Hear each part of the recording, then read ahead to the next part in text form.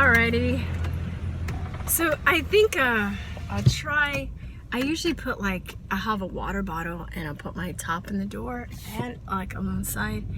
And that's what makes that little grinding noise. And sometimes I totally forget and I can't hear it while I'm recording. But the microphone picks it up and it sounds like my wheel or something is out of balance, but it's not. It's just it's like basically this top. So I'll try and be more conscious. It's embarrassing when I forget because it sounds really bad. Sounds like my car is about to fall apart. But anyway, hi guys. Oh, okay. So two things. I just did a really embarrassing thing. I went to get my eyebrows did. You know, you get your eyebrows did and they're like, do you want your lip done too? And you're like, ugh, what's wrong with my lip? But anyway, I thought one of the ladies there was pregnant and she wasn't pregnant. And I was like, oh my God, when is your baby due? She's like, I'm not pregnant. I was like, oh shit. That was so embarrassing. Because she was thin and she wasn't overweight, but she just had a protruding belly, and the top that she was wearing, it looked like it was like a maternity top. I don't know, it was so confusing. But and she's a gorgeous lady. Like, I don't know. But obviously she has some gut issues or something going on if she's not overweight and she had her belly's protruding like that. I mean, I didn't tell her that would be even more fucked up, but I felt bad that I thought she was pregnant, you know, and she wasn't. That's only happened, this is the only second time in my life I remember doing that and mistaking somebody for being pregnant, so not so bad. But anyway, yeah, reparations are bribery. So I think I had a live stream and people were asking me what I thought about reparations, and I was just trying to give them insight from what I hear other black people talk about, which the thing about reparations is when they gave Jewish people reparations, they gave Japanese people reparations, they gave Native Americans reparations, they kind of opened a can of worms because, you know, I can understand why, you know, there have been other ethnic groups or races that have got reparations and black people haven't gotten it, and it's fucked up. It seems like, you know, we're being singled out and we're being you know, it's like nobody cares, like nobody gives a fuck. You know, I know people that would be pissed and be like, look, we fought wars for this country, you know, we've had relatives that have died for this country, we love this country, but it seems like this country doesn't really love us because, you know, it kind of it looks out for every other race or ethnic group except for black people, you know. Now I can see that from an emotional point of view, and I can understand, I can justify that.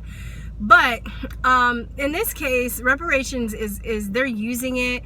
Mike Nificent's video, check it out. It's really good. His title is like, they dangle it like a carrot, and I would have named my video that too because I thought I had the same idea. It's like they're dangling reparations like a carrot in front of black people. Why wasn't this conversation brought up when Obama was president, right? The black president, the first black president's gonna take care of the black people, that's gonna, you know, hook us up, which he did the opposite. He didn't hook shit up and he made things worse. So so now they're using this to get more votes, and it's really frustrating. And I mean, I would like to say, I mean, honestly, if I just like, you know, happen to get like a $20,000 check in the mail for being black, I'd be like, yeah, and just like, you know, maybe not tell anybody. I don't know, but you have to think about, like, where is the money gonna come from? The taxpayers are gonna pay the money, like the Federal Reserve's just gonna print up some extra money for black people, you know, like they're not gonna fucking give us reparations. And even if they did, it's not gonna solve anything. We have major problems in the black community that can't be solved with money. In fact, most of the problems in this country can't really be solved with money, except maybe building a wall for the immigration problem, because they need physical money to, like, you know, add more border security, and they need, you know, materials to build a wall, and they need to pay people to build a wall. That requires money. But, you know, the education system, the gang members, the drug problems, the victim mentality that is plaguing black America is not going to be fixed with money.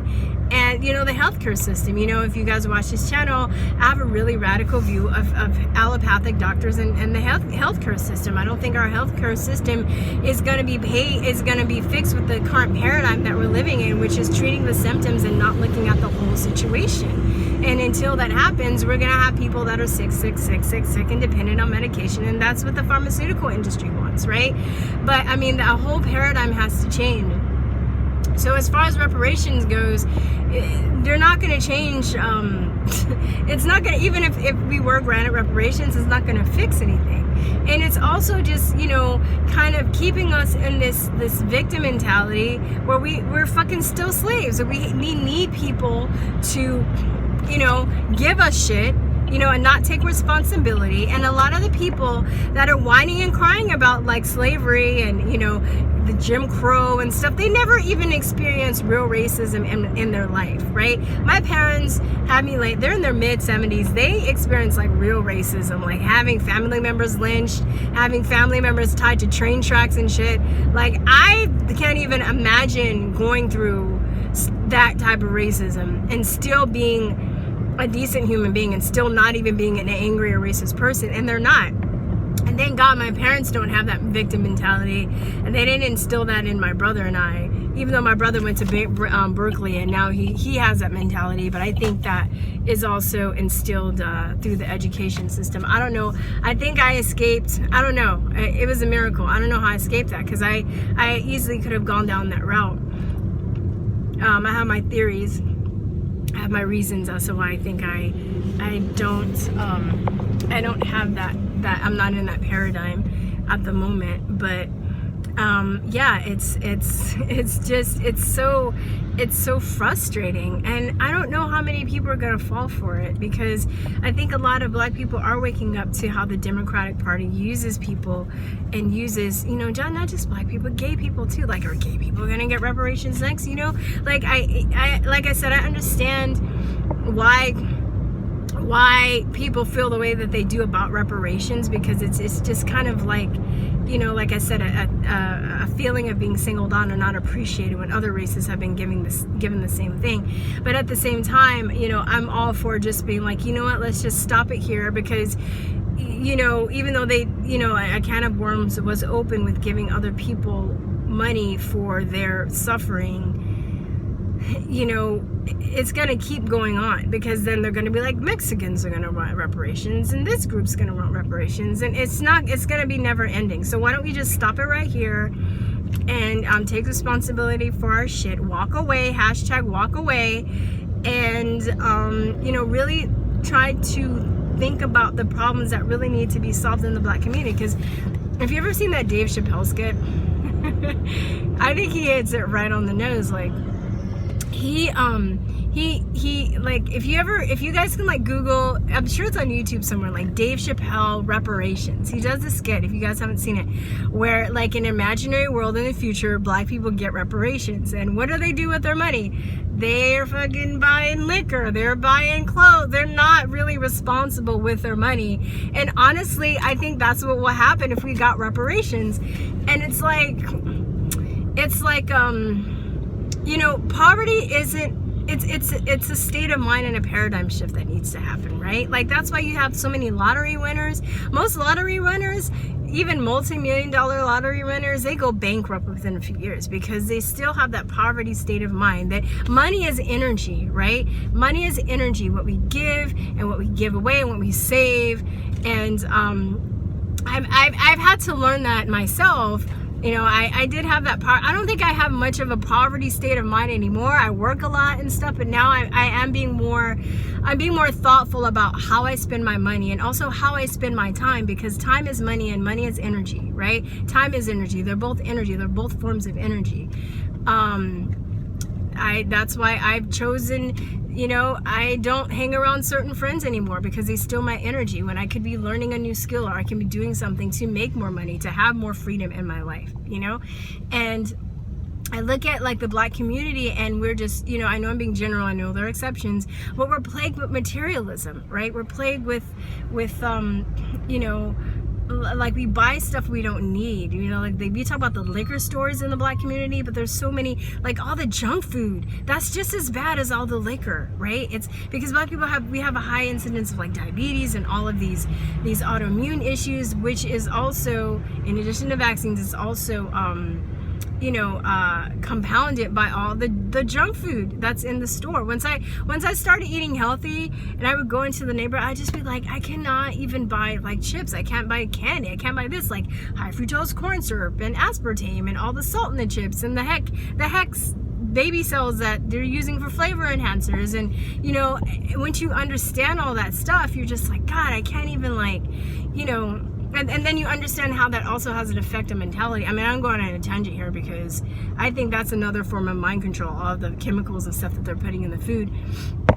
But anyway, I kind of went off on the side, but it's a state of mind. It's a paradigm shift that's going to happen really for people, for any type of person, not just, I know I'm being, because we're on Black people reparations, but for anybody to get out the state of poverty that they're in, to get out of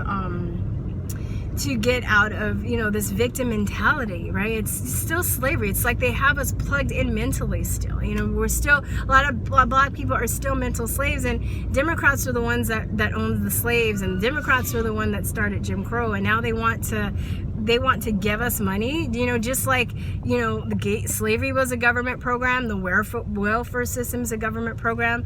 And I think, I'm not gonna lie, my family hit some hard times and we had to be on welfare for a minute, but we weren't forever. And it was never like a multi-generational thing. And my mom never, wanted us to be on welfare forever. They're like, get a job, get educated, So I think, it could be a good program for a certain amount of time, but it's now getting to the point where people are abusing it, and it's become a multi-generational thing. And it's been used, it's being used for slavery. And it's like also too, it's like they're keeping us in a state of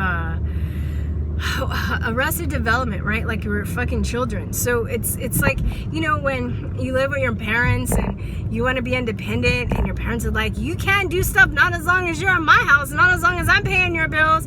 Then you're like, oh shit, well I gotta get out and get my own apartment and pay my own bills and get my own money, because my parents are gonna hold the money over my head. And I feel like the government and the Democrats, that's what they're doing to Black people. They're like keeping us, giving us a fucking allowance, It's like, and in Australia, which is really creepy, once you have government, you're dependent on the government giving you money, then they're gonna control your life. It's still like that mentality that your parents have when you live with them, right? They're like, well, you can do what you want when you have your money, but if you're using my money, then I control what you do. And that's basically the same attitude that the government has, right? Like in Australia, went on a tangent, but in Australia, you have to be fully vaccinated now to get welfare benefits, right? So if you want welfare benefits, you can't get them without being fully vaccinated. That's fucking scary, okay? So, and there's this whole issue too where people are talking about universal income. And I was talking to somebody the other day. He's a very smart guy. It's like nothing against him, but we're probably going to have some more conversation about this in the future. But he was like, yeah, I think people should get we should tax all of these tech companies and all these people that make money, and give them so everybody can get $1,000 a month. And I'm just thinking, okay, so we're gonna tax these companies, all powerful tech companies, so they can pay us money, but we don't really trust them in the first place. What makes you think that they're just gonna give us free money and not with no strings attached, It doesn't, really? You're already saying how terrible they are and they make all this money. And number two, they make money because we buy their fucking products, okay? So people have to realize that too, that we're giving our energy away to these people. I really believe the real conspiracy lies in the education system that doesn't teach people about money, that doesn't teach people how to think critically, that creates a nation of workers and not thinkers, as Rockefeller said he wanted, right? And once you look at, Pearson Education and all these people in the higher ups that are telling people about how important education is, you look at the Common Core program, and then you look at the people that, are so enamored with, telling poor people how they should get educated. Those motherfuckers never even finished college, or, they had a leg up because of their connections. So you know, I mean, I really think the conspiracy lies in this. We're kept in a state of arrested development, whether it's being innovative or, you know, the school systems don't create innovative people that are innovative and do create things. They slip through the cracks. There is a specific design to keep people at a certain level of consciousness, and I think that's where the real conspiracy lies. And it's like, you know, even if you're going to be a doctor or a lawyer, you know, you're a smart person, you have to be an intelligent person, but they basically train you to memorize and regurgitate information. And I've mentioned this before in a couple of videos, but I even had a couple of lawyers, different occasions. One was a black woman, one was a white man, but they both were lawyers, and they both were telling me how they wanted to be a lawyer so they can do pro bono work. And now they're just like, well, we're in so much debt, we're going to have to go and work for a corporate company just to get out of this debt that we incurred from law school, right? And in certain, depending on where you go, some parts of the country, you don't need to go to law school, but if wherever you are, you need to go to law school to get a law degree or to practice law to become a lawyer, then you're gonna be enslaved with debt. Same thing about being a doctor, right? All these doctors, a lot of doctors aren't speaking up, or they're afraid to come out because they have families to support, but they're like more than, you know, like $500,000 in debt, you know? They don't really start making money until their later years because they're paying off their debt. So it's, you know, so there's a system there too that doesn't, you know, it kind of keeps the reins on people. Even if they have a quote unquote, you know, high paying job, it's not really high paying if they're that much debt, right? They're still slaves. So, you know, and then you have the whole system of like music and how that's enslaving people and keeping them in a certain level of consciousness, especially like a lot of, you know, hip hop and ghetto quote unquote music that teaches people, you know, self-hatred and that bitches are hoes and hoes are bitches and drugs and gang life, and, you know, keeps them, you know, teaches them to glorify death. I mean, those are the things that need to be fixed. Why are the Democrats talking about that? No, give us money that they're really not gonna, it's not gonna fix shit. It's just dangling, like, you know, in front of our face, dangling in front of our face like it's a carrot. It's bribery. That's what it is. It's bribery, it's lies, and it's bullshit. And I don't think it's gonna work though, because people are waking up. So but as you know, the Hunger Games have begun, and let's just see what happens. But as a black person, as a person of brown colorish skin, that's my opinion. They can take your money and stuff it up their fucking ass, because that's not going to get me to vote for them. All right, you guys, that's it. Peace, truth, and love. Love you guys. Talk to you later. Bye. Mwah.